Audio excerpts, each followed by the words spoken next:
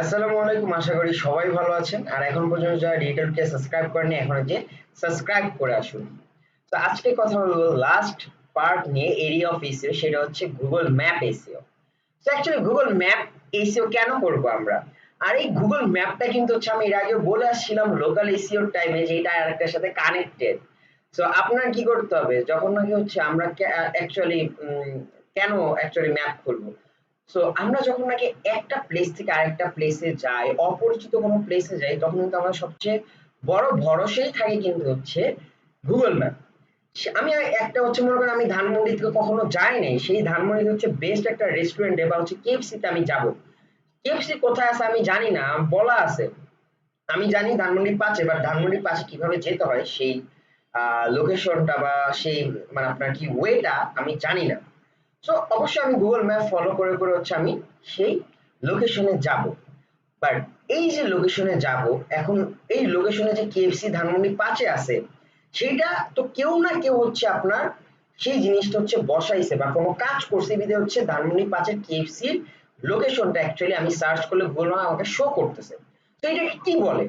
এটাকে অ্যাকচুয়ালি বলা হয় যখন নাকি আপনার কোনো বিজনেস থাকবে, আপনি কোনো বিজনেসটাকে হচ্ছে গুগল মাই ম্যাপে শো করাতে যাবেন, তখন হচ্ছে আপনার গুগল বিজনেস প্রোফাইলে যে অ্যাকচুয়ালি আপনার বিজনেস নামে একটা প্রোফাইল ক্রিয়েট করতে হবে, এবং প্রোফাইলটা যখন ওকে হয়ে যাবে, তখন যখন নাকি হচ্ছে আপনি সবকিছু কমপ্লিট করে ফেলবেন, তখন অ্যাকচুয়ালি আপনার ওই বিজনেস প্রোফাইলটা অ্যাকচুয়ালি ভেরিফাই হওয়ার পরে আপনার গুগল ম্যাপে অ্যাকচুয়ালি লিস্টেড হয়ে যাবে বা হচ্ছে লিস্টিং করা হবে।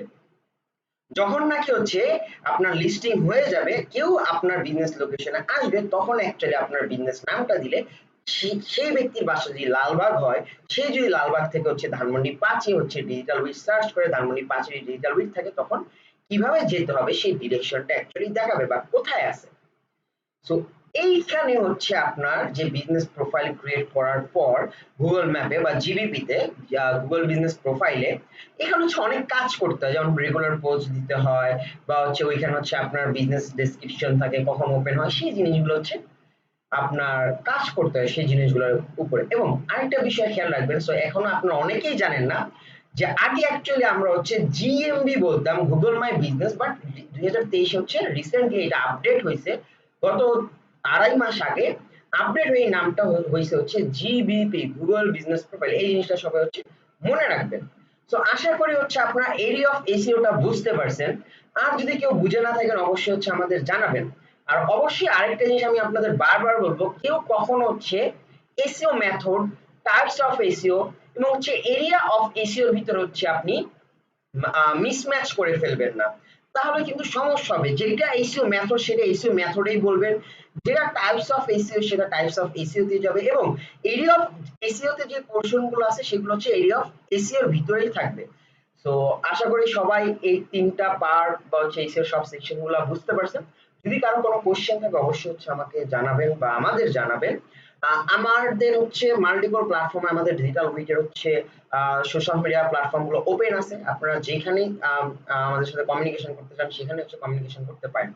আর আপনি যদি একজন হচ্ছে বিজনেস ওনার হয়ে থাকেন, ইন্টারন্যাশনাল হন বা লোকাল মার্কেটের হন, বাঙালি, তাহলে হচ্ছে আপনারা চাইলে হচ্ছে digitalwit.xyz এ যে আপনার বিজনেস গ্রোথের আমাদের সাথে হচ্ছে 1 আওয়ারের হচ্ছে একটা ফ্রি কনসালটেন্সি হচ্ছে আপনি বুক করতে পারেন।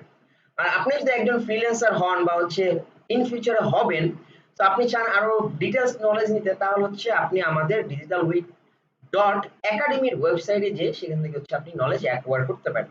তো আজকের ভিডিও এই পর্যন্তই, সবাই ভালো থাকবেন, আল্লাহ হাফেজ, আসসালামু আলাইকুম।